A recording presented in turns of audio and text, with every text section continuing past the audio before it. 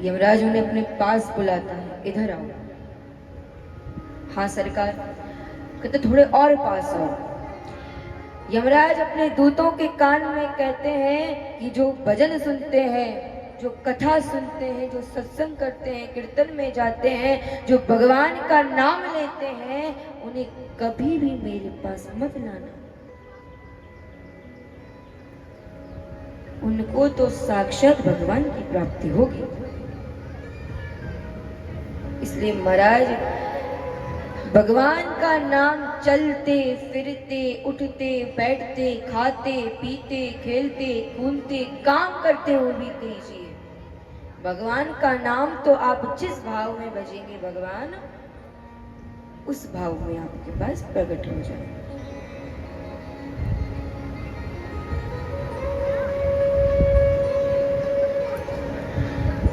अमृत है हरि नाम जगत में, अमृत है हरि नाम जगत में, इसे छोड़ विषय विष पीना क्या, हरि नाम नहीं तो जीना क्या, हरि नाम नहीं तो जीना क्या। तो महाराज भगवान का नाम तो अमृत है, इसे आप जिस भाव में भजेंगे उस भाव में भगवान आपको स्वीकार करेंगे। विगत दिवस हम सभी ने तृतीय दिवस की कथा को श्रवण किया है, सप्तम स्कंद तक। आइए अष्टम स्कंद में प्रवेश करते हैं। अष्टम स्कंद में सुखदेव जी विभिन्न मनुओं के अंतर्गत आने वाले समय मनवंतर की गणना करते हैं। 4,32,000 वर्ष का कलयुग, 8,64,000 वर्ष का द्वापर, 12,96,000 वर्ष का त्रेता युग और 70,28,000 वर्ष का सतयुग। इन सब को मिलाकर के 43,20,000 वर्ष का ये चतुर्युगी होती है। और ऐसे 71 चतुर्युगी बीतने के बाद एक मनवंतर होता है।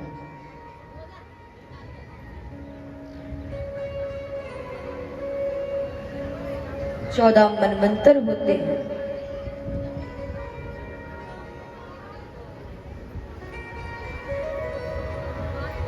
सुखदेव जी मनवंतरों की गणना बड़े विस्तार से सुनाते हैं। सुखदेव जी कहते हैं, राजन मैंने आपको तृतीय स्कंद में सुनाया था कि प्रथम मनवंतर के मनु हुए स्वयंभू, दूसरे मनवंतर के मनु हुए अग्नि के पुत्र स्वरुचिस, तीसरे मनवंतर के पुत्र हुए प्रियव्रत के पुत्र उत्तम, और चतुर्थ मनवंतर के पुत्र हुए उत्तम के सगे भाई तामस। सुखदेव जी कहते हैं, राजन इसी मनवंतर में भगवान ने हरि का रूप धारण करके गजराज के चंगुल से बचाया था। परीक्षित जी ने प्रश्न किया, गुरुदेव मैं ये कथा विस्तार से सुनना चाहता हूं कि भगवान ने किस प्रकार से गजराज को बचाया। सुखदेव जी कहते हैं, सुनो राजन, क्षीर सागर के तट पर एक त्रिकूट पर्वत नाम का पर्वत, जहां पर 10,000 योजन विस्तार का ये पर्वत फैला हुआ है। अनेकानेक जानवर इस पर्वत पर निवास करते हैं। इस पर्वत पर एक हाथी अपनी अनेक हथनियों और अपने बच्चों के साथ में रहता है। ये गजराज इतना बलवान है कि सिंह इत्यादि जानवर भी इसको प्रणाम करते हैं।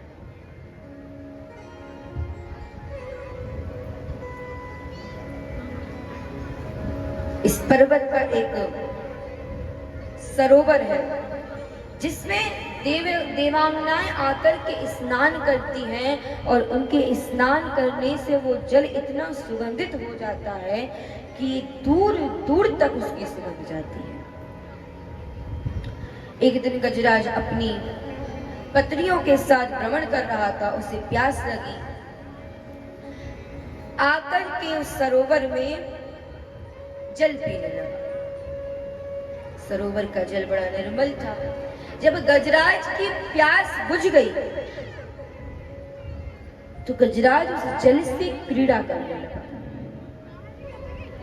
कभी सूंड में पानी भरकर हथनियों पर डालता, कभी अपने बच्चों पर डालता और क्रीड़ा करते करते वो सरोवर का जल इतना दूषित हो गया कि उस सरोवर में जो ग्राह रहता था वो क्रोधित हो गया। आकर के महाराज गजराज का पैर पकड़ लिया। गजराज सोचा ये नेक सा जानवर मेरे का कर लेगा। गजराज ने थोड़ा सा खींचा, ग्राह बाहर आ गया। फिर ग्राह ने खींचा तो गजराज फिर से अंदर चली गई। अब कभी गजराज खींचता तो कभी ग्राह खींचे। अब ग्राह तो जल का जीव है तो उसकी शक्ति तो बढ़ती गई, लेकिन गजराज की शक्ति घटती गई। गजराज अपनी पत्नियों से कहता है, देवी जी कुछ मदद करो। गजराज की पत्नियां सूंड में सूंड फंसा करके गजराज की मदद करने लगी। फिर भी गजराज जब बाहर नहीं आया तो हथनियां भी आज मुक्त हो गई। गजराज कहते हैं, देवी जी वी आर यू गोइंग, कहां चल दी? हथनियां बोली, स्वामी जी अब आप या तो बाहर ही आ जाओ या अंदर ही चले जाओ। अब आपके चक्कर में हम बच्चों को तो भूखा मारेंगे नहीं। और आज हाथियों ने भी अपना मुख मोड़ लिया। आचार्य कहते हैं कि जब तक व्यक्ति धन कमाने में सक्षम रहता है ना, उसके सगे संबंधी, पत्नी, पुत्र इत्यादि सब उसके साथ बिल्कुल ऐसे चिपक करके रहते हैं मानिए कोई चुंबक चिपकी है। और जैसे ही व्यक्ति का बुरा समय आता है तो महाराज यकीन मानिए सबसे पहले आपका वही व्यक्ति, वही प्रिय आपसे दूर होगा, वही आपसे दूरियां बनाएगा जिस पर आपको सबसे ज्यादा विश्वास होता है कि चलो मेरा बुरा वक्त है तो मेरा मित्र, मेरा भाई तो मेरे साथ है। आदमी नहीं बोलता, आदमी का समय बोलता है। और जब आदमी का समय नहीं बोलता ना, तब वो कितना भी बोले उसकी कोई नहीं सुनता।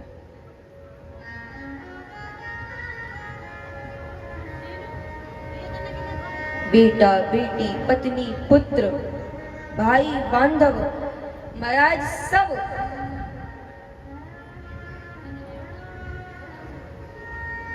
केवल और केवल आपके साथ स्वार्थ के लिए साथ है।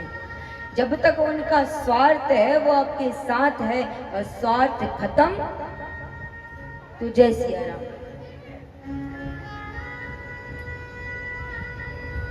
बुरे वक्त में सबसे पहले वही जाता है जो हमारे सबसे करीब होता है। आज गजराज को इस संसार से वैराग्य हो गया।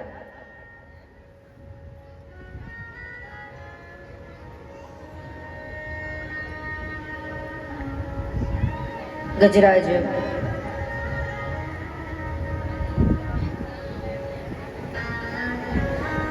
बहुत दुखी हुआ। आचार्य कहते हैं मैंने एक बार नहीं बार बार शास्त्रों को पढ़ करके मेरी तीव्र बुद्धि के द्वारा ये निष्कर्ष निकाला है कि भगवान श्री हरि ही एकमात्र ध्यान योग्य या संबंध बनाने योग्य है। अस कही छाड़ी भजई जेहि आना तेहि नर पशु बिनु पूछ समान। कि जो ऐसे भगवान को छोड़ करके किसी और की शरण में जाता है वो मानव बिना पूछ के जानवर के समान है। देवता गजराज भगवान की स्तुति करने लगा।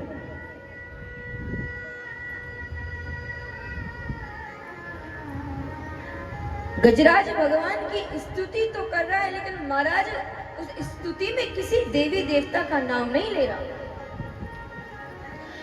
गजराज कहता है जो भगवान इस संसार का सृजन पालन संहार करते हैं, वो भगवान आकर के मेरी रक्षा करते हैं। स्वर्ग लोक में देवता लाइन बना करके खड़े हैं कि गजराज हमारा नाम ले और हम जाकर के इसकी रक्षा करें।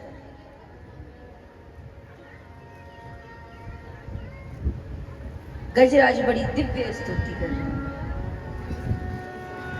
रे अपनों कोई नहीं रे, वो अपनों कोई नहीं रे, सिवा हरि को छोड़ अपनों कोई नहीं रे, अपनों कोई नहीं रे, अपनों कोई नहीं रे, सिवा हरि को छोड़ अपनों कोई नहीं रे, अपनों कोई नहीं रे, अपनों कोई नहीं रे, सिवा हरि को छोड़ अपनों कोई नहीं रे, अपनों कोई नहीं रे, अपनों कोई नहीं रे, सिवा हरि को छोड़ अपनों कोई नहीं रे।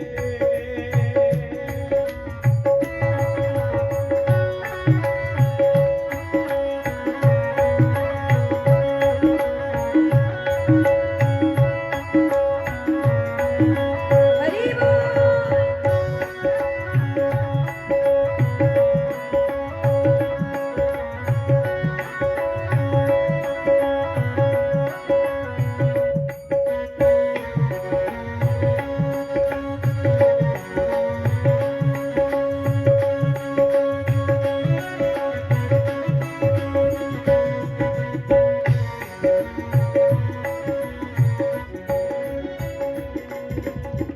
गहरी है नदिया नाव पुरानी, गहरी है नदिया नाव पुरानी, गहरी है नदिया नाव पुरानी, गहरी नदिया नाव पुरानी, तुम्हारे भरोसे में अंतर्यामी,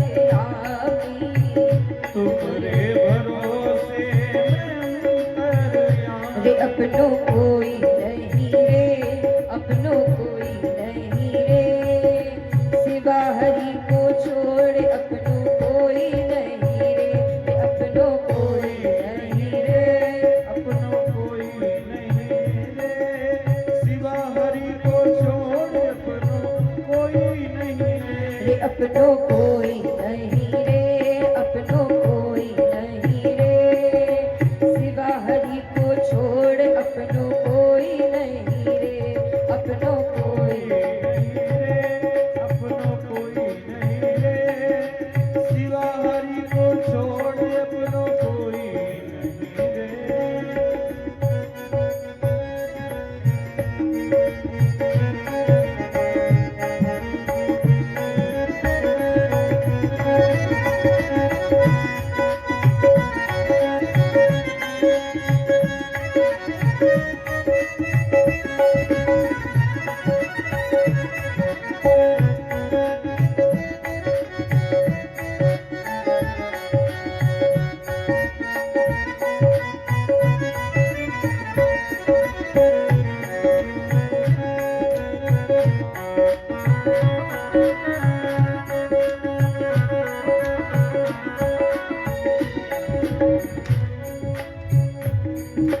सदा राम रहे राजी, मुझसे कर्म वही करना है, सदा राम रहे राजी, मुझसे कर्म वही करना है, ओ सदा राम रहे राजी, मुझसे कर्म वही करना है, सदा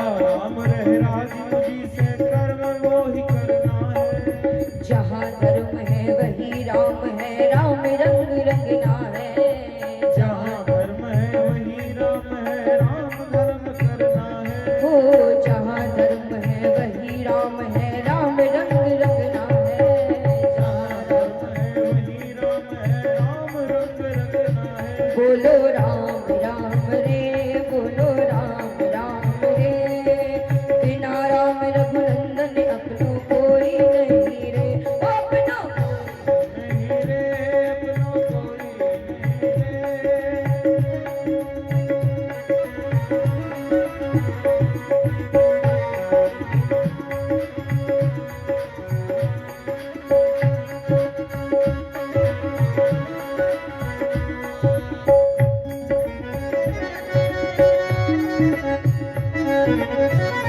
जय जय।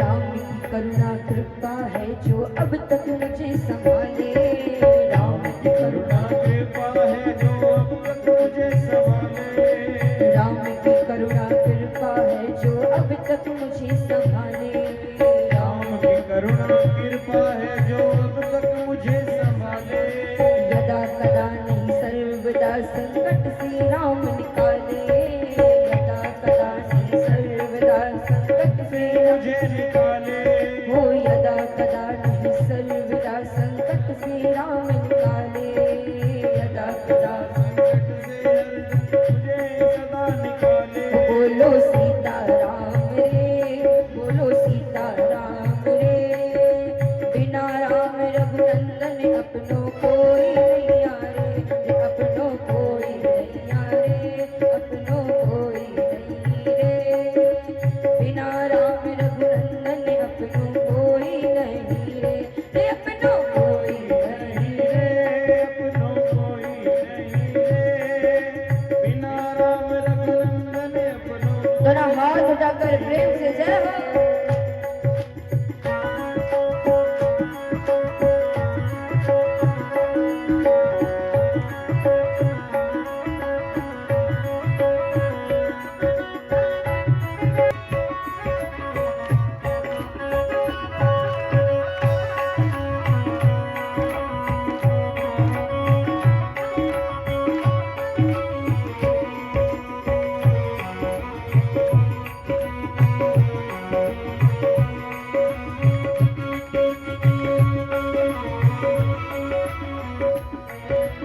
भाई बांधव पिता पुत्र सब धन दौलत की साथी, भाई बांधव पिता पुत्र सब धन दौलत के साथी, भाई बांधव पिता पुत्र सब धन दौलत के साथी, भाई बांधव पिता पुत्र सब धन दौलत के साथी, केवल हरि का भजन करे जो हरि है उसके साथी, केवल हरि का भजन करे बस हरि है उसके साथी, अरे केवल हरि का भजन करे जो हरि है उसके साथी, केवल हरि का भजन करे हरि है उसके साथी, रे अपनो कोई नहीं आरे, अपनो कोई नहीं आरे, सिवा राम रघुनंदन अपनो कोई नहीं आरे, रे अपनो कोई नहीं रे, अपनो कोई नहीं रे,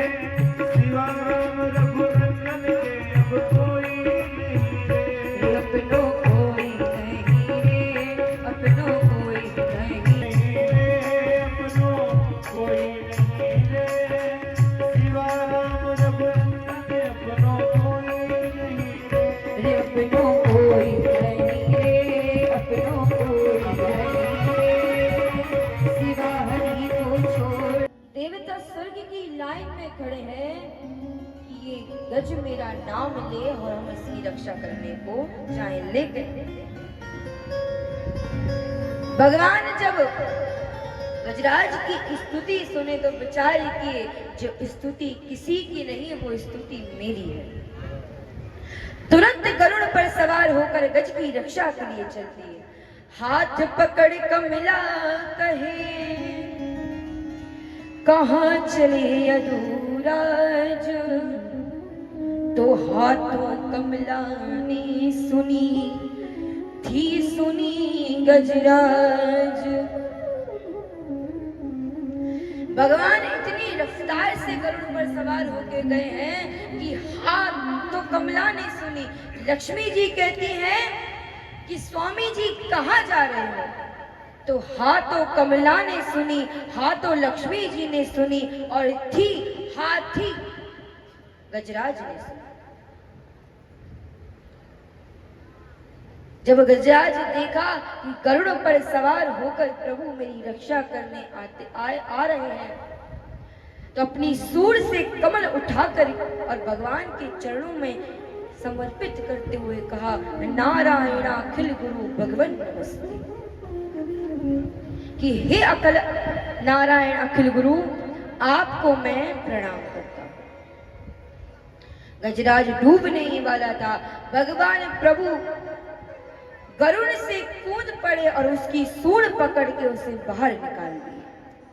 साथ में महाराज ग्रह भी खींचा चला आया और भगवान तुरंत अपने दिव्य सुदर्शन चक्र के द्वारा ग्रह का मुख फाड़ दिया और उस ग्रह का गोविंदाय नमो नमः।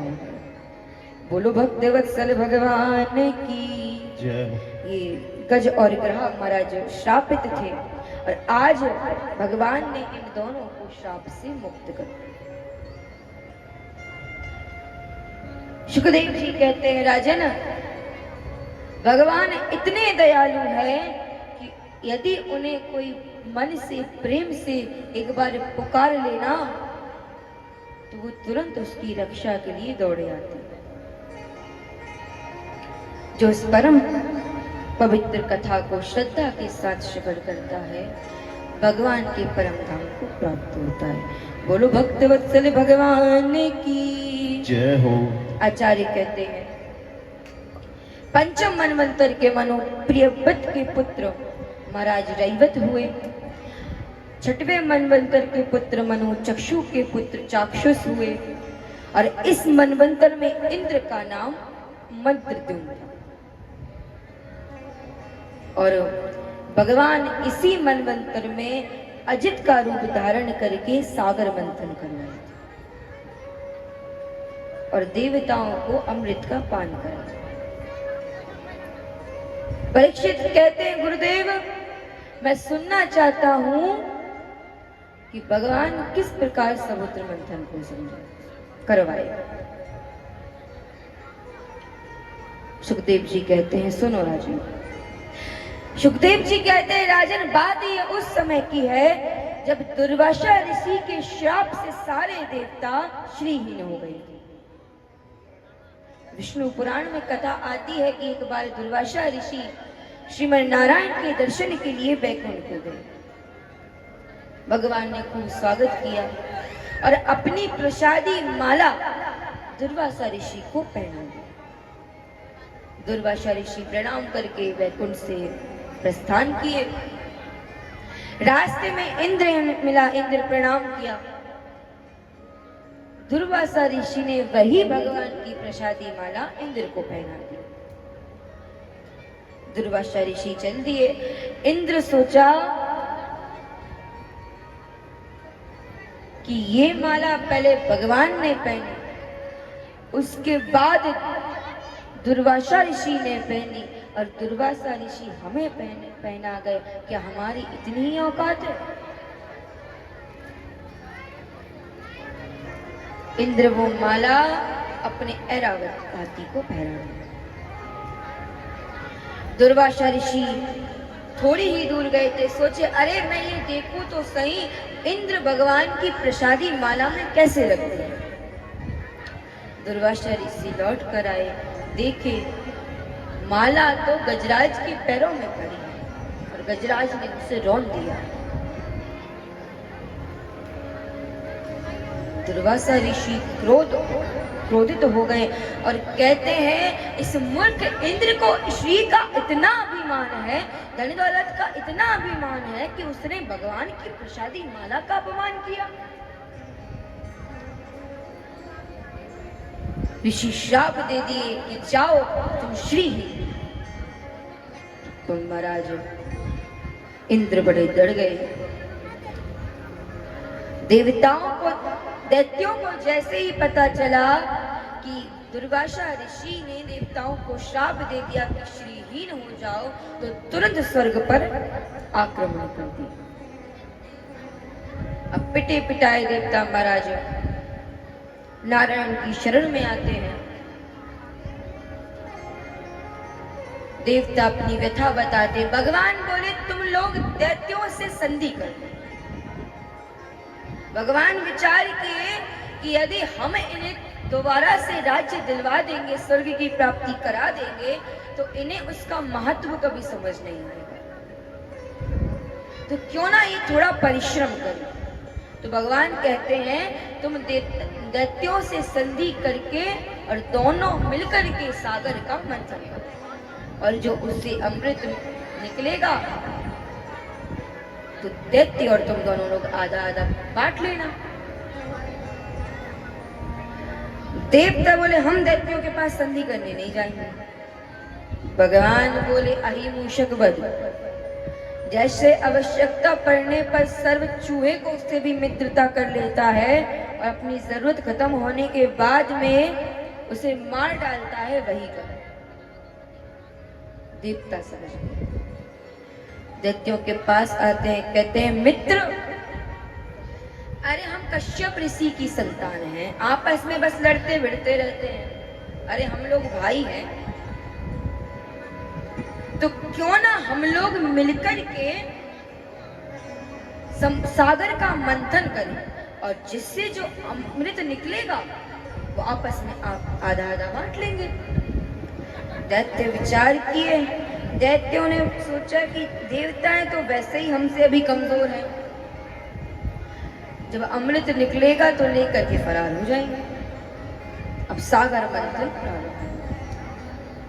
मंद्राचल पर्वत की मथानी बनाई गई। वासुकी नाग को रस्सी के रूप में लाया गया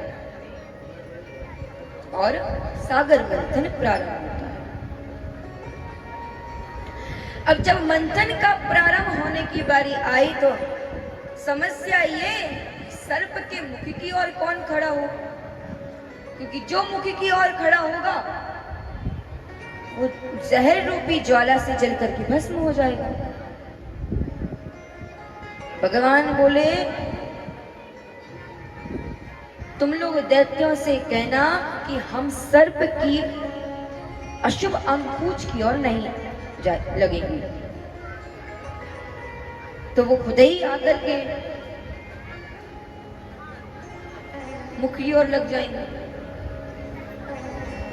दैत्य बोले कि हम सर्प के अशुभ अंग की ओर नहीं लगेंगे। दैत्य बोले अच्छा, मतलब हम अशुभ अंग की ओर लगे और तुम शुभ अंग की ओर लगोगे? नहीं, हम मुख की ओर लगेंगे। मंथन प्रारंभ हुआ। समस्या द्वारा ये आई महाराज की गणेश जी का पूजन नहीं किए थे, तो इसलिए मंदराचल सागर में डूबने लगा। भगवान तुरंत समझ गए ये विघ्न राज की करतूत है, और तुरंत भगवान कच्छप का रूप धारण करके मंदराचल पर्वत को अपनी पीठ पर धारण की। बोलो कच्छप भगवान की जय हो। अब देवता दैत्य प्रेम से मंथन प्रारंभ। अन्य ग्रंथों के अनुसार तो हमारा सागर मंथन से 14 रत्न निकले हैं, लेकिन श्रीमद् भागवत के अनुसार सागर से 11 रत्न निकले। सबसे पहले सागर मंथन से कालकूटक नामक जहर निकला। अब महाराज उस जहर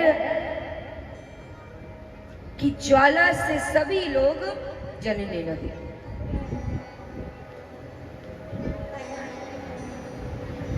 भगवान ने कहा इस जहर की ज्वाला से तो केवल और केवल महादेव जी बचा सकते हैं।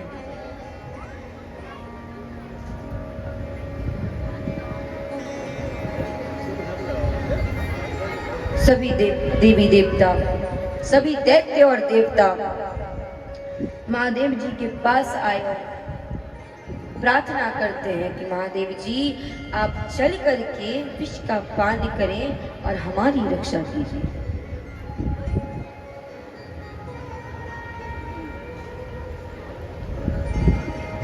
महादेव जी विष का पान किए और समस्त संसार की रक्षा।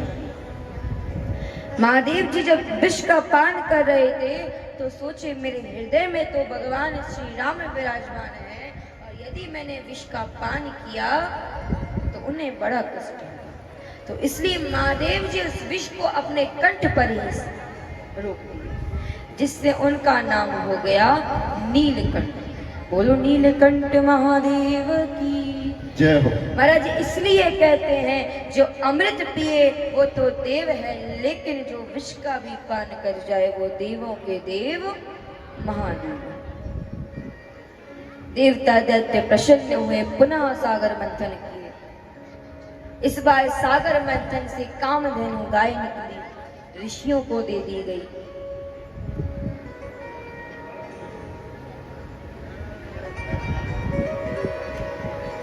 मदरा निकली, दैत्यों ने ले ली।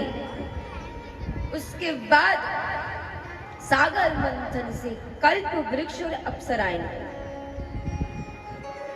तो दैत्य कहते हैं हम लेंगे, देवता कहते हैं हम लेंगे। भगवान बोला इन्हें स्वर्ग में भेज दो, जो स्वर्ग का राजा बनेगा वो इनका भोग करेगा। पुनः सागर मंथन प्रारंभ हुआ। अश्वशिरा घोड़ा निकला, राजा बलि को दे दिया गया। ऐरावत हाथी निकला, राजा बलि बोले हम लेंगे। भगवान कहते हैं अश्वशिरा घोड़ा ले लिया ना, ऐरावत इंद्र लेगा। पुनः मंथन प्रारंभ हुआ और इस बार मंथन से कौस्तुभ नाम की एक बड़ी निकली। दैत्य बोले हम लेंगे, देवता बोले हम लेंगे। भगवान बोले अच्छा हम यहाँ फालतू में ही मेहनत कर रहे हैं, ये मणि हम धारण करें। तो कौस्तुभ नाम की मणि भगवान अपने कंठ में धारण।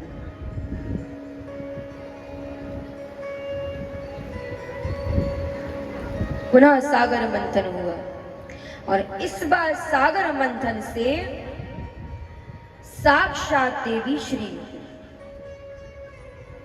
उनकी सुंदर चाल ढाल हाव भाव देखकर महाराज सारे देवता दैत्य मोहित हो गए कि ये तो बस मुझे ही चाहिए।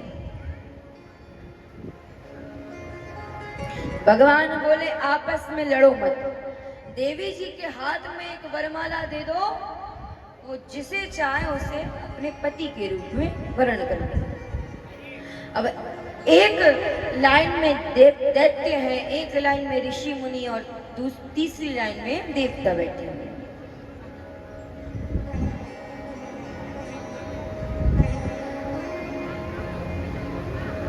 भगवान देवी लक्ष्मी दैत्यों के पास जाती, देखते रहे ये तो बड़े कामी हैं। मैया तो उनकी ओर देखी, देवताओं की ओर जाते हैं तो आगे ही भोले बाबा बैठे थे।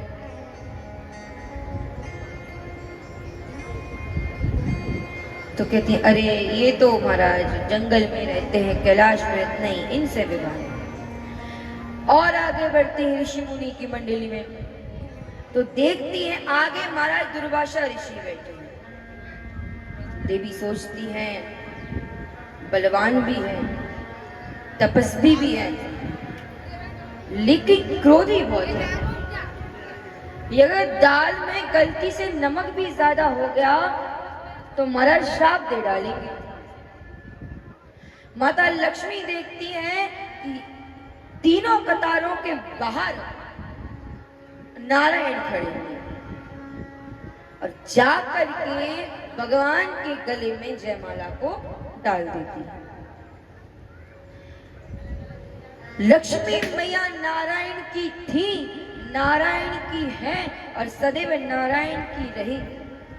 आप माता लक्ष्मी को अपनी पुत्री मान सकते हैं, अपनी बेटी मान सकते हैं, अपनी बहन मान सकते हैं, लेकिन पत्नी तो लक्ष्मी मैया केवल नारायण की है।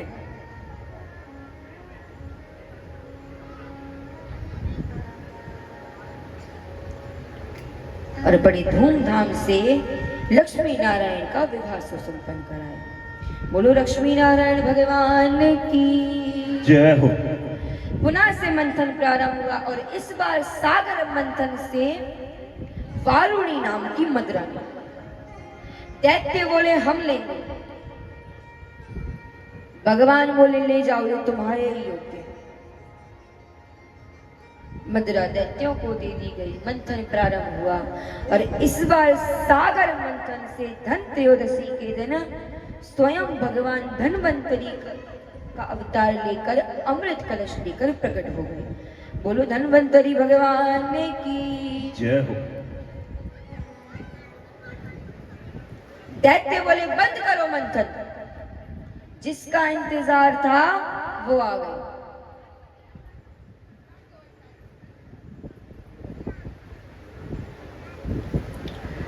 और दैत्य एक झपट्टा मारे और अमृत का कलश लेकर के चले गए। देवता बोले ले गयो, ले गयो, ले गयो। भगवान बोले ले जाने दो, ले तो गयो लेकिन पी नहीं पावेगो। भगवान एक 16 वर्षीय सुंदर कन्या का वेश धारण और दैत्यों के पास गए। बोलो मोहिनी भगवान की जय हो। रे तू तो खूब सजो रे दीनानाथ, हमारो मन मोह लियो। तू तो खूब सजो रे दीनानाथ, हमारो मन मोह लियो। तू तो खूब सजो रे दीनानाथ, हमारो मन मोह लियो। रे तू तो खूब, रे तू तो खूब, जय हो। तू तो खूब सजो रे दीनानाथ, हमारो मन मोह लियो। तू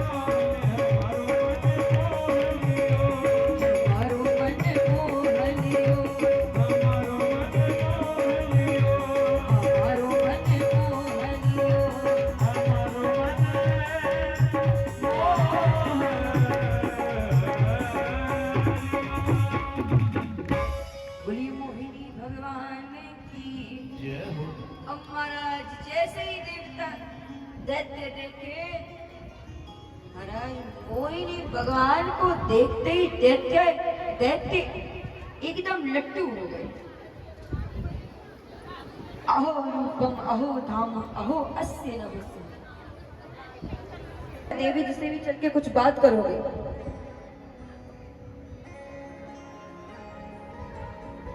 दैत्य मोहिनी भगवान के पास। दैत्य कहते हैं देवी जी, लेकिन ये अमृत का कलश हम लोग उनसे छीन कर ले आए, अब उसी पे से लड़ रहे हैं। मोहिनी भगवान कहते हैं अरे राम, अरे तुम लोग कश्यप ऋषि की संतान हो और इस प्रकार लड़ रहे हो। मोहिनी भगवान कहते हैं कि देवताओं ने भी तुम्हारे मिलकर के तो बराबर की मेहनत की थी, तो उन्हें भी अमृत दो। महाराज दैत्य तो थे ही लट्टू। सोचे देवी जी धर्म की बात कर रही हैं। अमृत का कलश उठा करके महाराज मोहिनी भगवान के हाथों में दे दिया कि देवी जी अब आप जिसको जैसा अमृत पिलाना चाहे पिला दीजिए। यहाँ पर महाराज मोहिनी भगवान थोड़ा सा त्याग दिखाते हैं। अरे इस प्रकार किसी स्त्री पर भरोसा करना ठीक नहीं है दैत्य। दैत्य बोलते हमें आपके ऊपर पूर्ण विश्वास है, आप जिसको जैसे चाहे पिला दीजिए। अब महाराज एक लाइन में देवता है और एक लाइन में दैत्य बैठे हैं। मोहिनी भगवान पहले देवताओं को अमृत पिलाते हैं, यहाँ देवताओं को अमृत पिलाते हैं और वहां दैत्यों की ओर देख के नैक सा मुस्कुराते हैं। महाराज दैत्य तो उसी में लटक गए, अमृत तो गया, लेकिन एक स्वर भानु नाम का दैत्य समझ गया कि देवी जी छल कर रहे हैं। जाकर के दैत्यों की लाइन में चंद्रमा और सूर्य के बीच में जाकर बैठ गया, लेकिन भगवान पंक्ति भेद ना करते हुए उसे भी अमृत पिलाया। चंद्रमा ने बताया अरे प्रभु ये तो दैत्य है। भगवान तुरंत अपना सुदर्शन चक्र निकाले और उसे सर्वभानु नाम के दैत्य का सर धड़ से अलग कर दिया। अब महाराज वो दैत्य तो अमृत पी ही चुका था,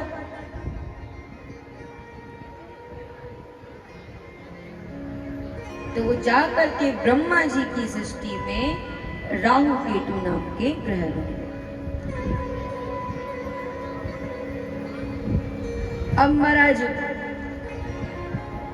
अपनी शत्रुता निभाने के लिए ये चंद्रमा और सूर्य के ऊपर ग्रहण बनकर गए, लेकिन भगवान के सुदर्शन से इसका तेज टिक नहीं पाता और ये चला जाता।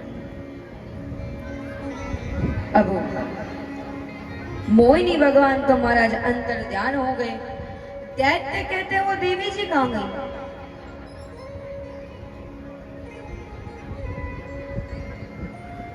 एक दैत्य बोला अभी भी समझ नहीं आ रहा है। अरे वो माया भी विष्णु आया था, हमें छलकर चला गया।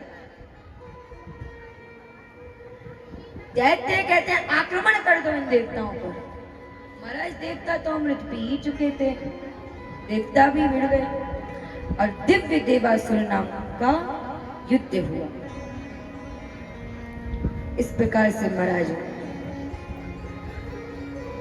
सुखदेव जी महाराज राजा परीक्षित को समुद्र मंथन की कथा श्रवण करवाते हैं, और जो इस कथा को श्रद्धा के साथ सुनता है वो भगवान के परम धाम को प्राप्त होता है। बोलो भक्त वत्सल भगवान की जय। हमारी माताएं बहनें महाराज ऐसे बातों में लीन है मानो कि कथा तो नहीं चल रही, जीवन की व्यथा चल रही है। अब एक पीली साड़ी वाली मैया बैठी, हमने बहुत देर से देख रहे हैं। वो बातों में महाराज इतनी मग्न है कि चाहे भजन चले चाहे कुछ हो, वो तो केवल बातें करेंगे। हम तो यहाँ बातें करने आए। देखिए ऐसा है, 7 दिवस की कथा है और उसमें भी आपको पूरे दिन तो बैठना होता नहीं कथा में। केवल 12:30 से 4:30 तक कथा चलती है और आप लोग थोड़ा सा पहले आ जाते हैं, हमसे 10-15 मिनट पहले आते हैं। तो ये 4 घंटे आप लोग अगर बातें ना करके कथा सुन लेंगी तो जब आप दोबारा बातें करने बैठेंगी ना तो उन बातें करने में और ज्यादा आनंद आएगा, क्योंकि बातें तो पीछे रह गई है ना, वो बातें बताएंगी फिर आपको आनंद आएगा। तो अभी आप कथा ही सुन लीजिए, बातें आप बाद में कर लेना। बोलो भक्त वत्सल भगवान की जय हो। तो महाराज अब आचार्य परीक्षित को वामन अवतार की कथा सुनाते हैं।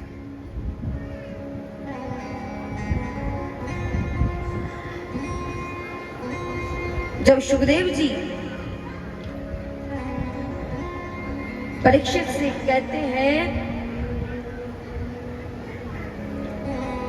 कि 8वें मनवंतर के मनु सावर्णी होंगे और इसी मनवंतर में भगवान वामन का रूप धारण करके राजा बलि के यहाँ भिक्षा मांगे। परीक्षित प्रश्न करते हैं कि भगवान तो पूर्ण काम है, फिर भगवान बलि के यहाँ याचना करने क्यों गए? सुखदेव जी बोले सुनो, बात ये उस समय की है जब देवासुर संग्राम के बाद स्वर्ग पर देवताओं का आधिपत्य हो गया और दैत्य हार गए। अब जिन दैत्यों का सर धड़ से अलग नहीं था उन दैत्यों को शुक्राचार्य जी मृत संजीवनी विद्या के द्वारा जीवित कर दिए।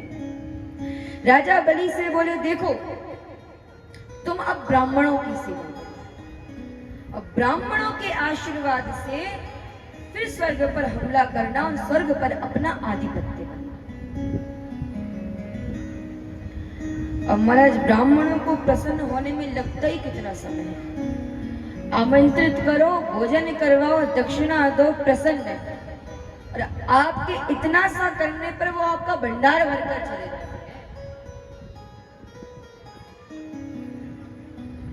राजा बलि देवताओं की खूब सेवा करने लगे। देवताओं के तप के बल पर राजा बलि स्वर्ग पर आक्रमण कर दिए। स्वर्ग पर फिर से दैत्यों का आधिपत्य हो गया। अब शुक्राचार्य जी कहते हैं यदि स्वर्ग पर हमेशा के लिए राज्य करना चाहते हो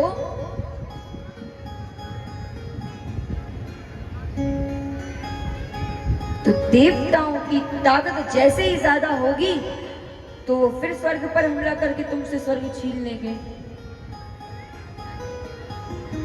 क्योंकि स्वर्ग की गद्दी पर तो महाराज वही बैठ सकता है जो 100 अश्वमेध यज्ञ किया। इसलिए तुम अश्वमेध यज्ञ करो। राजा ने अश्वमेध यज्ञ किए।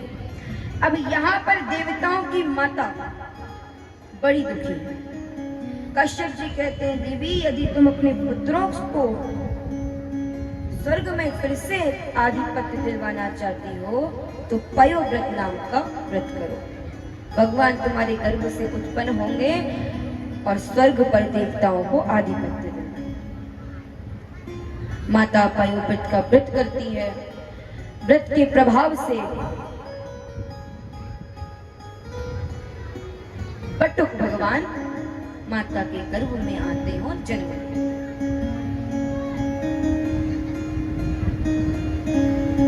भाद्रपद की माँ की शुक्ल पक्ष की विजया द्वादशी के दिन भगवान बटुक वामन का अवतार हुआ। यह भी एकादशी जो आने वाली है 3 तारीख को, यानी 4 तारीख को जो द्वादशी है उस दिन भगवान का प्रकट हुआ। बोलो बटुक भगवान की जय। भगवान माता दीदी के सामने आकर के प्रकट हो गए। बटुक भगवान का दिव्य स्वरूप देखकर कश्यप जी महाराज खूब प्रसन्न हुए। बड़े प्रेम से वामन भगवान का यज्ञोपवीत संस्कार करवाए, बृहस्पति जी से दीक्षा दिलवाए, माता अन्नपूर्णा भिक्षा प्राप्त की और भिक्षा ग्रहण करके बृहस्पति जी को दी। बृहस्पति जी कहते हैं हमें ये भिक्षा नहीं चाहिए, हमें तो त्रिलोकी की संपत्ति भिक्षा में चाहिए। वामन भगवान बोले ये कहां से लग के आए? बोले राजा बलि अश्वमेध यज्ञ कर रहे हैं, जो भी ब्राह्मण उनके द्वारे पर जाता है वो कभी खाली नहीं हाथ नहीं आता। तुम जाओ और वहां से भिक्षा लेकर।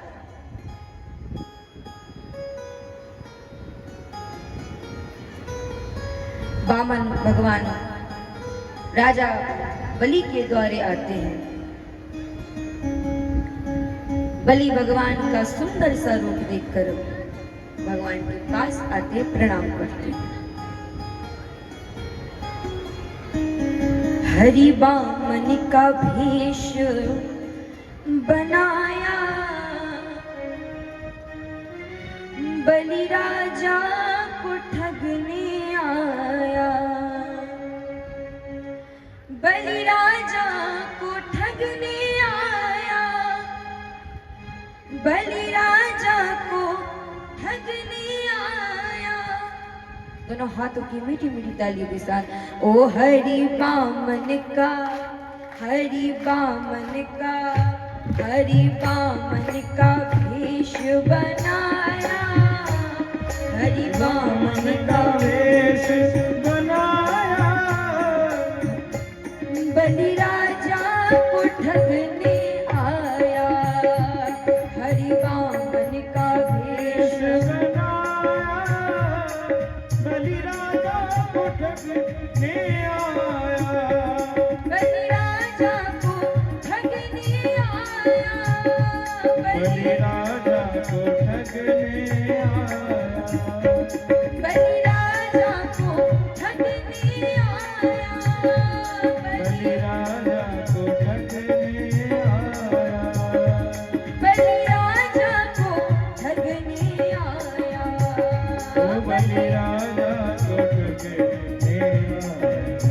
ओ हरि वामन का, हरि वामन का, ओ हरि वामन का भेष बनाया, बलि राजा को ठगने आया, हरि वामन का। वेश बनाया, बलि राजा जरा हाथ उठाकर प्रेम से जय जय।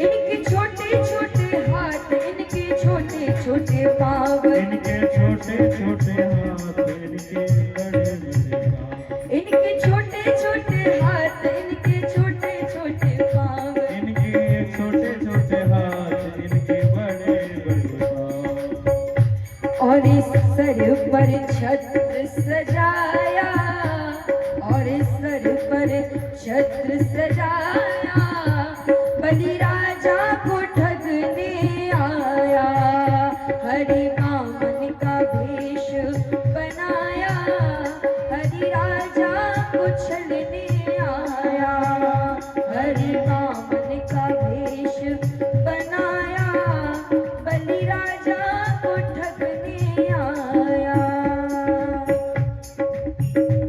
बलि राजा का हरि वामन का वेश बनाया, बलि राजा को ठगने आया, माथे तिलक सोहे, सिर पे छत्र सोहे, माथे सोए सिर छत्र, माथे तिलक सोहे, सर छत्र सोहे, माथे तिलक सोए सिर छत्र, हाथों में, हाथों में, हाथों में कमंडल लाया, बलि राजा को ठगने आया, हरि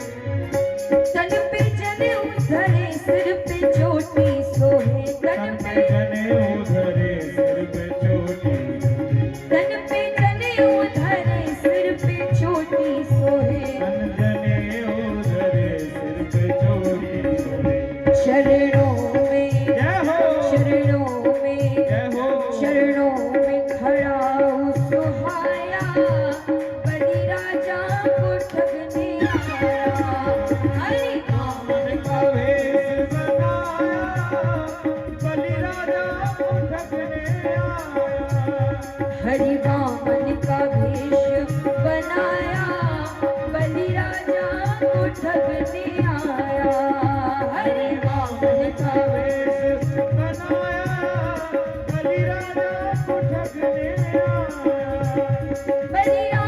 बलि राजा को ठगने आया बलि राजा को ठगने आया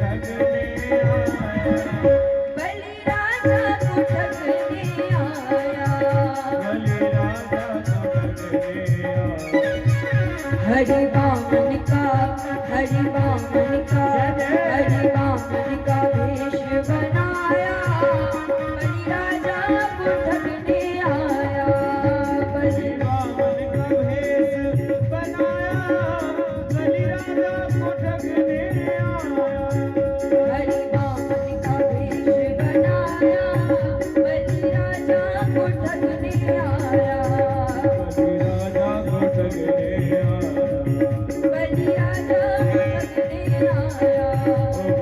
राजा को ठगने आया हरि वामन का भेष बनाया बलि राजा को ठगने आया बोलो वामन भगवान की जय हो महाराज राजा बलि वामन भगवान का दिव्य स्वरूप देख करके कहते हैं आज मेरे पितर तृप्त हो गए मेरा कुल पवित्र हो गया आज मेरा यज्ञ सफल हो गया जो आप मेरे घर पधारे महाराज आप बताइए मैं आपकी क्या सेवा करूं महाराज यदि आप कहें तो मैं आपको 10,000 गौदान कर दूं और आप उनकी सेवा की चिंता मत करना मैं उनकी सेवा के लिए ग्वाले भी आपको दान कर दूंगा वामन भगवान कहते हैं नहीं नहीं राजा बलि कहते हैं आप कहें तो मैं आपको ढेर सारा अन्न दे दूं आपको दोबारा भिक्षा मांगने की आवश्यकता ही नहीं वामन भगवान कहते हैं राजा बलि कहते हैं महाराज आप बुरा मत मानना आपको देख करके लगता नहीं है कि अभी आपका विवाह हुआ होगा तो कोई सुंदर सी ब्राह्मण कन्या से आपका विवाह करा दें वामन भगवान बोले विवाह तो तुम करा दोगे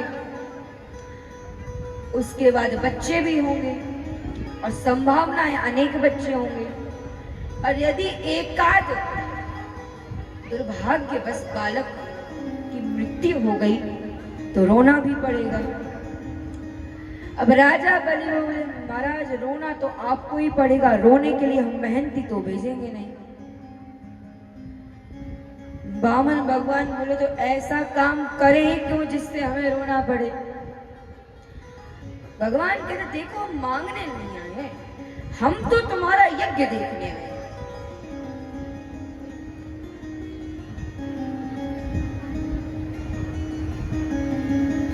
राजा बलि कहते हैं इतना संतोषी ब्राह्मण कि कह रहा है मांगने नहीं आए हम तो आपका यज्ञ देखने आए हैं राजा बलि कहते हैं, अरे महाराज कम से कम हमारा ही मान रखने के लिए कुछ मांग लीजिए, क्योंकि हमारे द्वार से कोई ब्राह्मण कभी खाली नहीं जाता। तो वामन भगवान कहते, राजन तुम इतना कह ही रहे हो तो हमें 3 पग भूमि दे दो। बलि महाराज बड़े जोर से हंसे कि कम से कम ब्राह्मण देवता हमारी हैसियत के हिसाब तो मांगिए। अब आपको हम 3 पग भूमि देंगे तो संसार क्या कहेगा कि राजा बलि ने ब्राह्मण को सिर्फ 3 पग भूमि दी। भगवान कहते हैं, राजन ऐसा है कि हम संध्या वंदन करने कहीं यदि बैठ जाएं तो लोग हमें भगा देते हैं कि आज संध्या वंदन कर रहे हैं, कल को हनुमान जी की मूर्ति ला करके रख देंगे, पूजा पाठ करने लगेंगे और उसके बाद कहेंगे ये तो हमारी जगह है, कब्जा ही कर लेंगे। तो इसलिए आप मुझे संध्या वंदन इत्यादि करने के लिए 3 पग भूमि दे दीजिए। ये सब बात शुक्राचार्य जी सुन रहे थे। शुक्राचार्य जी बोले, इतना संतोषी ब्राह्मण तो हमने आज तक नहीं देखा। ध्यान लगाकर देखे तो समझ गए, ना तो ये 52 है, ना 53 है, ना ये 55 है, ये तो वही मायावी विष्णु है। राजा बलि के पास आके कहते, राजा रुको रुको रुको, इसे कोई दान मत देना, क्योंकि ना तो ये 52 है, ना 53 है, ना 55 है, ये तो साक्षात मायावी विष्णु है, तुम्हें छलने आया है। राजा बलि कहते हैं, गुरुदेव अब ये चाहे 52 हो चाहे 53 हो, हम तो इन्हें 3 पग भूमि दान देंगे। अब जैसे ही संकल्प करने के लिए लोटे से जल निकाले, जो लोटे की जो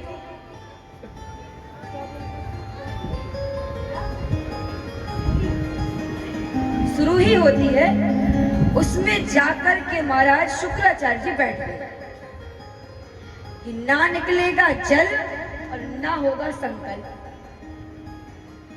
भगवान बोले, गुरुदेव कुछ ज्यादा ही बीच में पैर अड़ा रहे हैं। अपनी आसन से कुशा निकाले और उसमें डाल दिए। शुक्राचार्य की एक आंख खुली। शुक्राचार्य जी भागे वहां से। शुक्राचार्य जी बोले, लेना एक ना देना दो, फालतू में अपनी आंख और बढ़वा लिए। और जैसे ही राजा बलि ने संकल्प किया, वामन भगवान विराट भगवान के रूप में प्रकट हुए। भगवान कहते हैं, राजा अब देखो हमारे 3 पग। तो पहले पग में तो महाराज नीचे के 7 लोक नापे, दूसरे पग में ऊपर के 7 लोक नापे। और जब ब्रह्मलोक से भगवान के चरण निकल रहे थे तो ब्रह्मा जी देखते ही तो मेरे प्रभु के चरण हैं, तो उनका चरण धोकर के जल अपने कमंडल में रख लिए और भगीरथ की तपस्या करने पर उसमें से गंगा जी को प्रवाहित किया। अब भगवान कहते हैं, अब राजन तुम बताओ, अब तुम्हारे पास कुछ बचा ही नहीं है तो हम अपना तीसरा पग कहाँ रखें? राजा बलि भगवान के सामने हाथ जोड़कर खड़े हुए। बलि कहते हैं, प्रभु ये बताइए कि धन बड़ा या धनवान? भगवान कहते हैं, धनवान। तो बोले, प्रभु आपने मेरा धन तो नाप लिया, लेकिन मैं धनवान तो अभी शेष ही रह गया। तो भगवान अपना तीसरा पग राजा बलि के सर पर धर दिया और उसे बांध करके आकाश में रखा।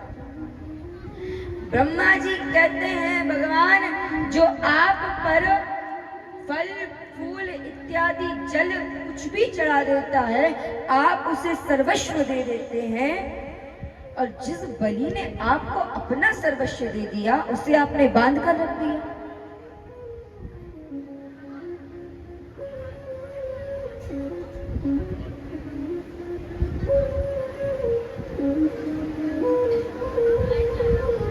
महाराज भगवान बलि की पत्नी से कहते हैं, देवी यदि तुम्हें कुछ मांगना हो तो मांगो। बलि की पत्नी कहती है, प्रभु आपको मेरे पति ने जो दान देकर के यश कमाया है, उससे मैं आपसे मांग करके उनके यश को छीन नहीं कर सकती।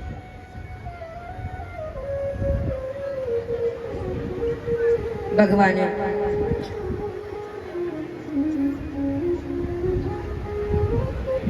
बलि की पत्नी की बात सुनकर के गदगद हो गए। राजा बलि सपरिवार सुतर लोक को चले गए। वामन भगवान स्वर्ग का राज्य इंद्र को सौंप दिया और उस समय दूसरे इंद्र के समान वामन भगवान की शोभा हुई। और प्रभु का एक नाम और हो गया उपेंद्र। बोलो उपेंद्र भगवान की जय हो। सुखदेव जी कहते हैं कि जो इस कथा को श्रद्धा के साथ श्रवण करता है, भगवान के श्री चरणों में उसकी रति हो जाती है। और इसी के साथ अष्टम स्कंद को विराम करते हैं। बोली भक्तवत्सल भगवान की जय हो। अब नवम स्कंद में 24 अध्याय हैं, जिनमें 11 अध्यायों में चंद्रवंश और 13 अध्यायों में सूर्यवंश की कथा। चंद्रवंश में भगवान श्री राम ने जन्म लिया, चंद्रवंश में भगवान श्री कृष्ण चंद्र ने जन्म लिया और सूर्यवंश में भगवान श्री रामचंद्र। परीक्षित अष्टम स्कंद में मनमंत्रों की कथा सुनने के बाद आचार्य से प्रश्न करते हैं कि गुरुदेव आपने बड़े विस्तार से मुझे मनमंत्रों की कथा श्रवण कराई। आपने बताया कि भगवान छठवें मनमंत्र में मत्स्य का रूप धारण करके सत्यव्रत की रक्षा की, और वही आप सप्तम मनमंत्र के मनु हुए। तो गुरुदेव मैं जानना चाहता हूं कि मैं सूर्यवंश और चंद्रवंश का विस्तार पूर्वक श्रवण करना चाहता हूं। सुखदेव जी बोले, परीक्षित यदि हमने चंद्रवंश और सूर्यवंश को विस्तार में सुनाना प्रारंभ किया तो सहस्त्र वर्ष यही बीत जाए। तो आप संक्षेप में सुनिए।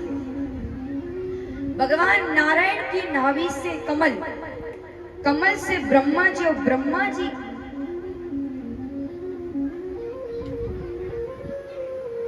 बोलो भक्तवत्सल भगवान की जय हो। तो भगवान नारायण की नाभि से कमल, कमल से ब्रह्मा जी और ब्रह्मा जी के मन से मरीचि ऋषि, मरीचि ऋषि के पुत्र हुए कश्यप। इनकी पत्नी अदिति के गर्भ से विश्वान सूर्यदेव का जन्म हुआ। इनकी संध्या नाम की पत्नी के गर्भ से श्राद्ध देव मनु का जन्म हुआ। जिनके 10 पुत्र हुए, इक्ष्वाकु, नृग, सरयाति, दृष्ट, करुष, नरिष्यंत, प्रशंद, नभग और कवि। मनु महाराज के ज्येष्ठ पुत्र इक्ष्वाकु के पुत्र हुए बिकुक्षी, निमि, तंडक इत्यादि 100 पुत्र। बिकुक्षी के पुरंजय, पुरंजय के अनैना, अनैना के विश्वरंदी, विश्वरंदी के चंद, चंद के युवनाश्र। और इस प्रकार से इनके वंशधर थे। और इन्हीं के वंश में इस पृथ्वी के एक क्षत्र सम्राट अम्बरीश का जन्म। और महाराज अम्बरीश इतने दानी राजा, इतने धर्मात्मा राजा, 24 घंटे भगवान की भजन में लगे। एक छत्र पृथ्वी के राजा, एक छत्र पृथ्वी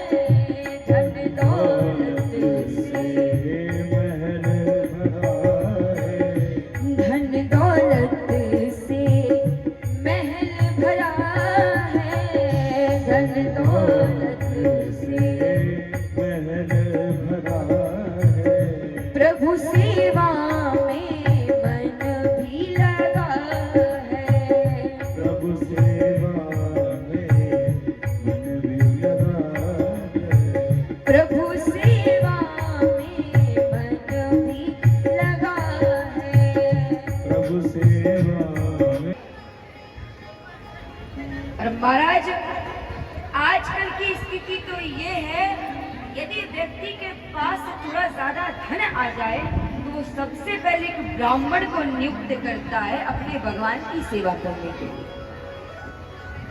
लेकिन अम्बरीश महाराज ऐसा नहीं, सुबह से लेकर के संध्या तक केवल भगवान की सेवा।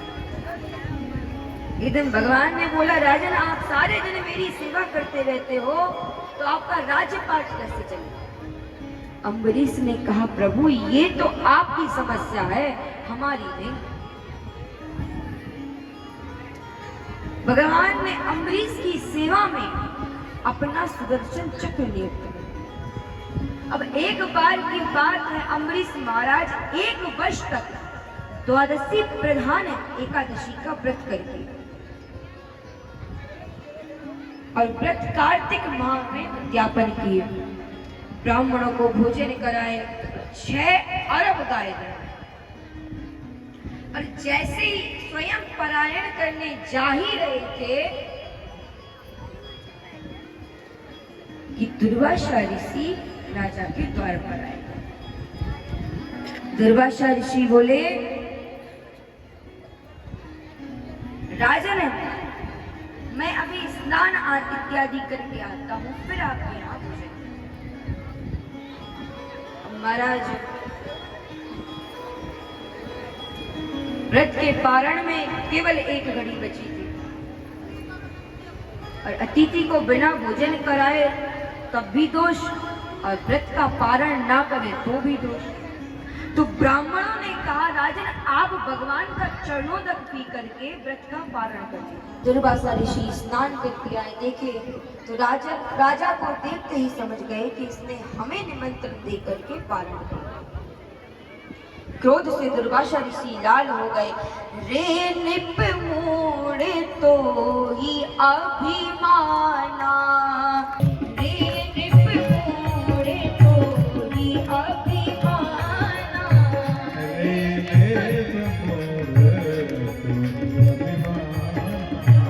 कीने बुलाई मोर अपमाना,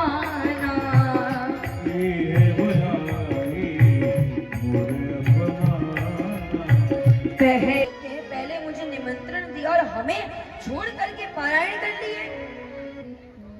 अभी तुम्हें मजा चखाता हूँ। एक जटा उखाड़े जमीन पर पटके उस जटा से कृत्या नाम की राक्षसी प्रकट हुई, अम्बरीश की ओर बढ़ी, लेकिन भगवान के सुदर्शन चक्र से जल करके वह राक्षसी राख हो गई। अब महाराज दुर्वासा ऋषि के पीछे वो सुदर्शन चक्र पड़ गया। दुर्वासा ऋषि भागे वहां से, ब्रह्मा जी के पास गए, कभी शंकर जी के पास जाते, लेकिन कहीं भी सहारा नहीं। भगवान नारायण के पास गए और बोले, प्रभु सुन दुर्वासा के बचन,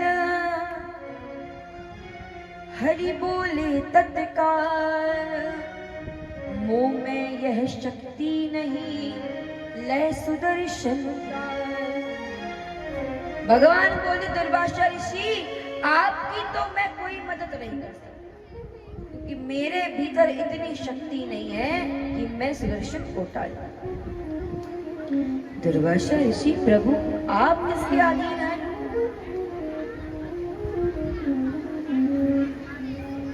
भगवान बोले, ऋषिवर मैं अपने भक्तों के अधीन हूं।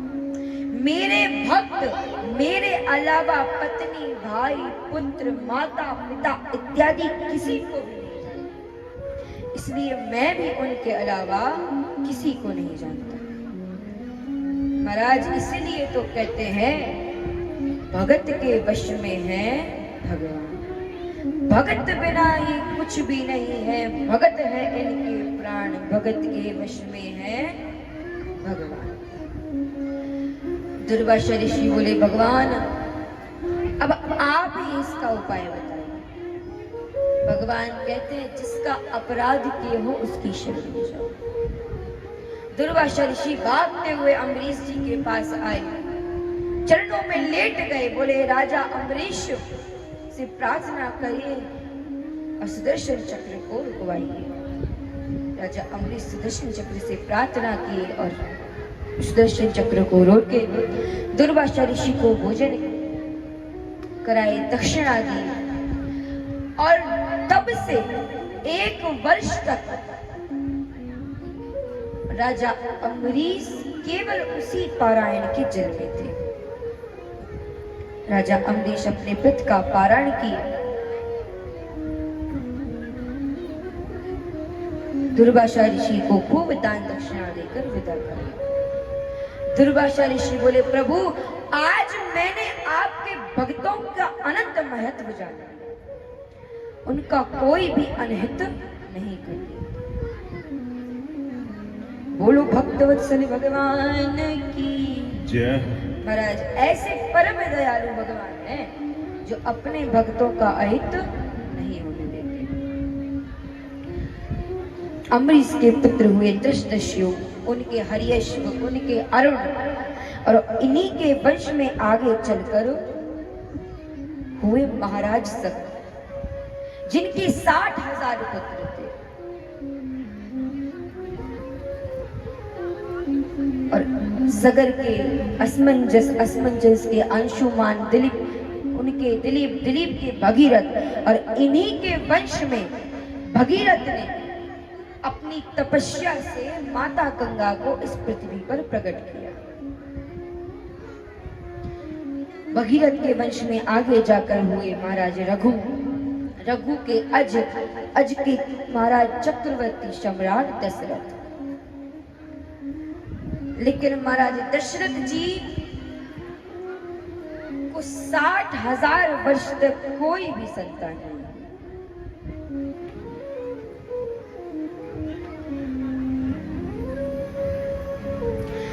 एक बार भूपति मन माही, एक बार भूपति मन माही, एक बार भूपति मन माही, एक बार भूपति मन माही, एक बार भूपति मन माही।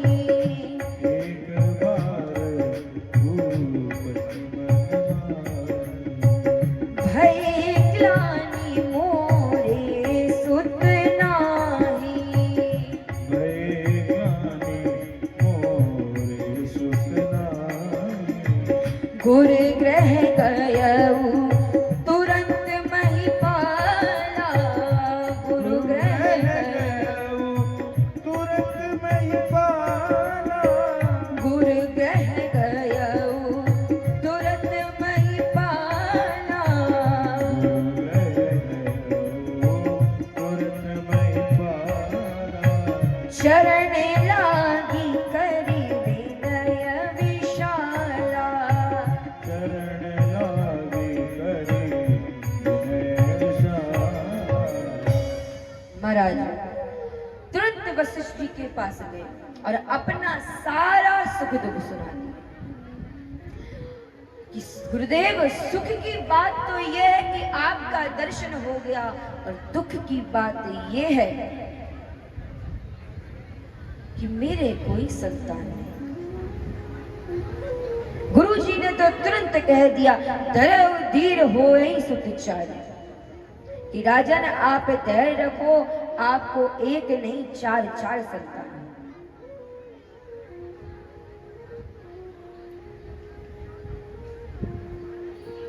राजा दशरथ से पुत्रष्टि यज्ञ करवाए हैं। स्वयं अग्नि देवता खीर लेकर के प्रकट हुए और कहते हैं, जैसा गुरुजी ने कहा है वैसा ही होगा।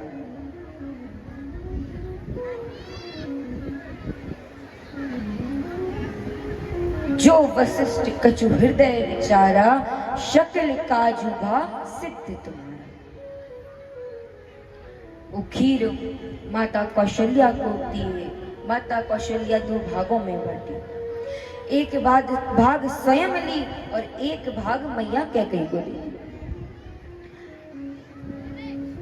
उस भाग में से मैया कैकेयी 2 भाग की, एक स्वयं रखी और दूसरा भाग माता सुमित्रा। समय बीता, माताओं को गर्भ रहा और कालांतर में समय बीता। नौमी तिथि मधुमास पुनीता, नौमी तिथि मधुमास पुनीता, नौमी तिथि मधुमास पुनीता, नौमी तिथि मधुमास पुनीता, शुक्ल पक्ष अभिजित हरि प्रीता, शुक्ल पक्ष अभिजित शुक्ल पक्ष अभिजित हरि प्रीता, शुक्ल पक्ष अभिजित मध्य दिवस अति शीत न घामा, मध्य दिवस अति मध्य दिवस अति शीत न घामा, मध्य दिवस पावन काल लोक विश्रामा,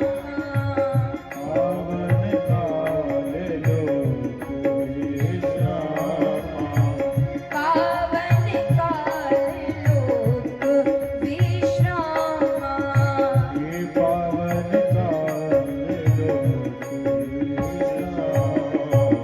शीतल मंद सुरभि बह भाऊ, शीतल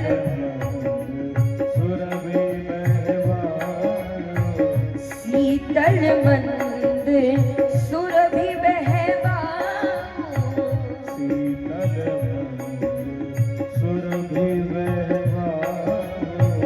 हर्षित सुर संतन मन चाऊ,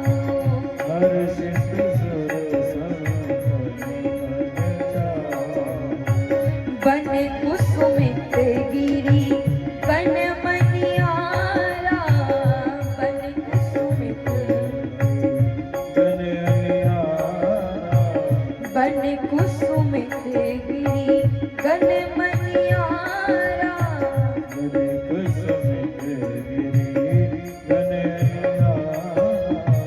स्रवहि शकल सरिता मृतधारा,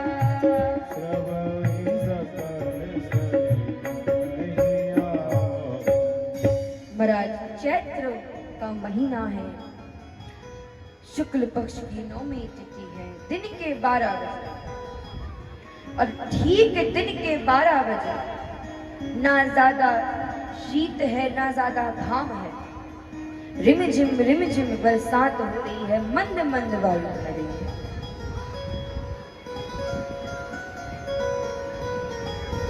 अरे भगवान ठीक दिन के 12 बजे मैया कौशल्या के सामने प्रकट हो गए।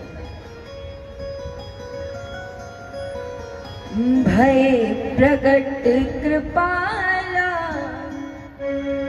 दीन दयाला कौशल्या हितकारी, भय प्रगट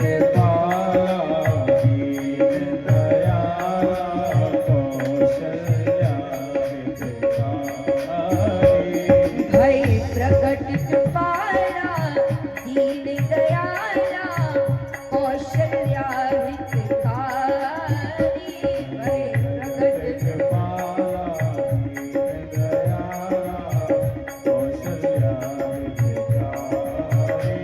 हर्षित महतारी मुनि मनहारी, अद्भुत रूप विचारी, हर्षित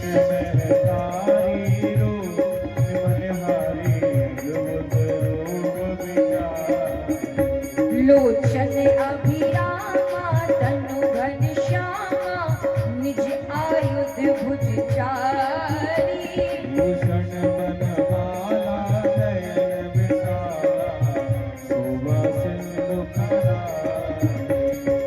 दुई कर जोरी स्तुति मोर तोर, कह दुई कर जोरी स्तुति तोरी, कह विधि करो अनंता।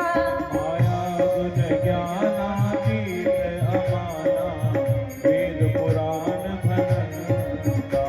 करुणा सुख सागर सब गुण आगर, जिहि गावहि श्रुति संता। सोम महित लागी जन अनुरागी, भयो प्रगट श्रीगंता। ब्रह्मांड निकाया निर्मित माया, रोम रोम प्रतिवेद कहे। मम उर सोवासी यह उपहासी, सुनत धीरमति फिर नरहे। उपजा जब ज्ञाना प्रभु मुस्काना, शरत बहु विधि कीन चहे। कही कथा सुहाई मात बुझाई, यही प्रकार सुत प्रेम लहे। माता मुनि बोली सोमति डोली, तजहु तात यह रूपा। कीजे शिशुलीला अति प्रिय शीला, यह सुख परम अनूपा। सुनी बचन सुजाना रोदन ठाना, होई बालक सुर भूपा। यह चरित जे गावई हरि पद पावई, तेना परै भव भूपा। कृप धैनु सुर संत हित, लीन मनुज अवतार। निज इच्छा निर्मित तनु, माया गुण गोपाल। महाराज दिव्य भगवान का रूप है। चतुर्भुज रूप में भगवान मैया कौशल्या के सामने प्रकट हो गए। मैया भगवान को प्रणाम। भगवान कहते हैं माता, हमने आपको दिव्य रूप इसलिए बताया है क्योंकि आपने मनु शत्रुपा के जन्म में हमारी तपस्या की थी और वरदान मांगा था कि आपके समान हमारे पुत्र। तो मैं आप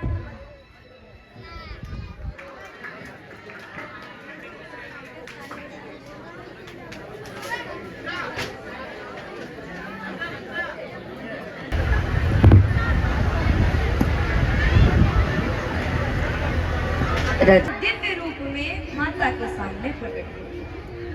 माता भगवान की दिव्य स्तुति करती हैं और भगवान से कहती हैं, भगवान आप तो के रोम रोम में करोड़ों ब्रह्मांड उड़क रहे हैं। आपके पास आने तक तो ना तो मन की पहुंच है और ना ही वाणी। और इस बात पर कौन विश्वास करेगा कि परम पिता परमात्मा मेरे घर से उत्पन्न हुए। भगवान कहते हैं, भैया हम तो आपका वात्सल्य पाने आए हैं। मैया कहती हैं, वात्सल्य पाने आए हैं तो बाप बन के वात्सल्य पाओ।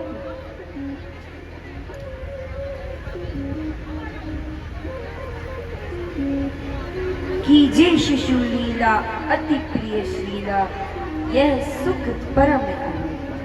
कि प्रभु यदि आपको वात्सल्य पाना है तो यह रूप तुरंत त्याग करना है।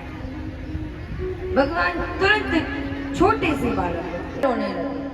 मैया कहती बस बस बस, पता चल गया कि हाँ आप पैदा हो गए, अब चुप हो जाओ।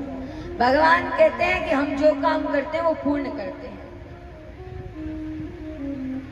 सुनी बचन सुजाना रोदन ठाना, होई बालक सुर भूपा। यह चरित जे गावई हरि पद पावई, तेना परई भव कृपा। रो हम ले रहे हैं और गा दुनिया ले क्या गा ले। यह चरित जे गावई हरि पद पावई, तेना परई भव कृपा। कि जो भगवान के इस चरित्र को गाता है वो भव से पार हो जाता। भगवान ने रोना शुरू किए। दासी ने प्रभु की रोने की आवाज सुनी। तुरंत राजा दशरथ को जाकर के कहती है, महाराज बधाई हो।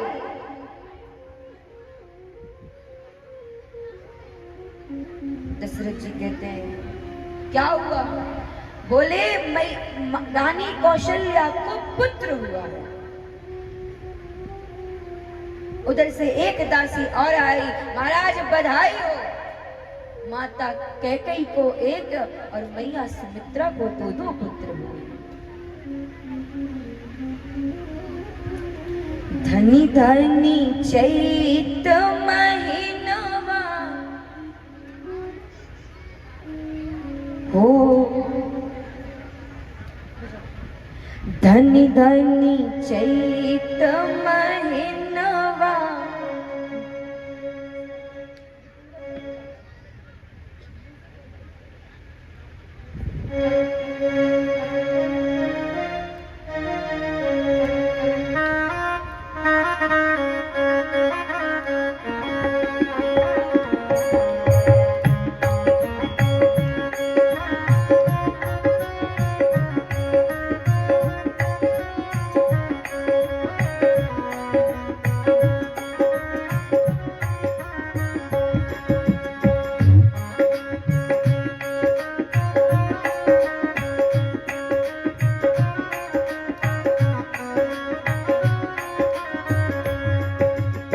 दोनों हाथ उठाकर प्रेम से जय जय।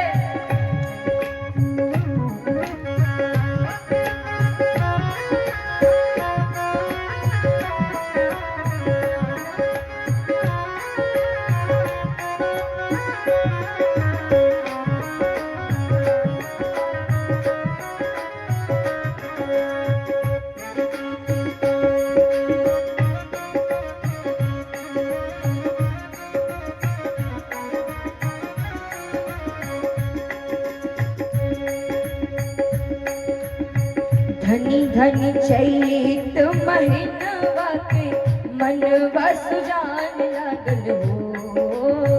धनी धनी चैत महीनवा मनवा सुजान लागल हो। ललना लाल हुई है गुलवा के दीपक, मनवा के भाग जागल हो। ललना लाल हुई है गुलवा के दीपक।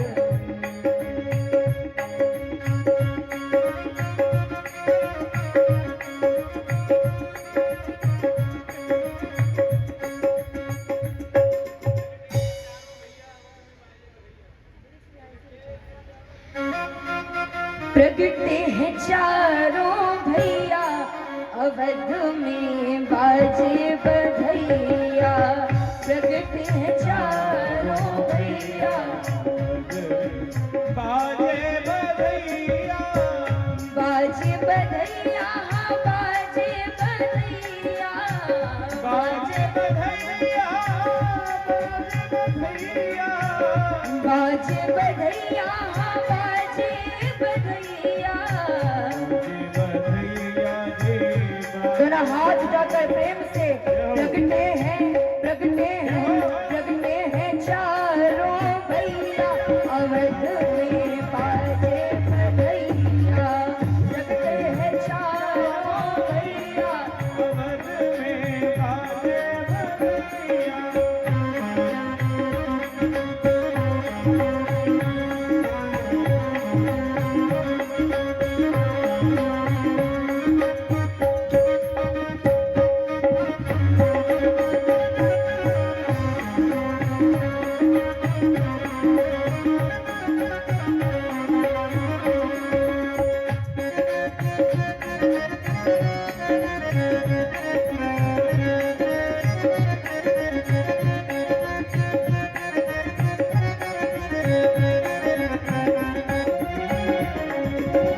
जगमग जगमग दिया जलत है, जगमग जगमग दिया जलत है, जगमग जगमग दिया जलत है। जगमग जगमग दिया जलत है,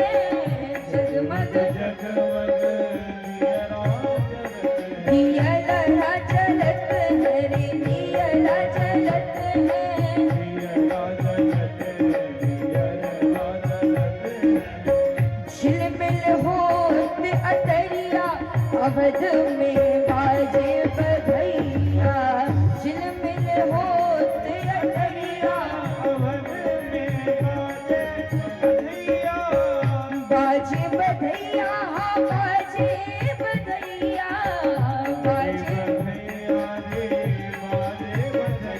महाराज आप बताइए, आपके यहाँ बालक का जन्म होता है तो आप ऐसे ही मनाते हैं, हैं? तो अपने स्थान पर एक बार खड़े होकर नृत्य करते हुए, हो प्रगटे हैं चारों भैया अवध में बाजे बधैया, प्रगटे हैं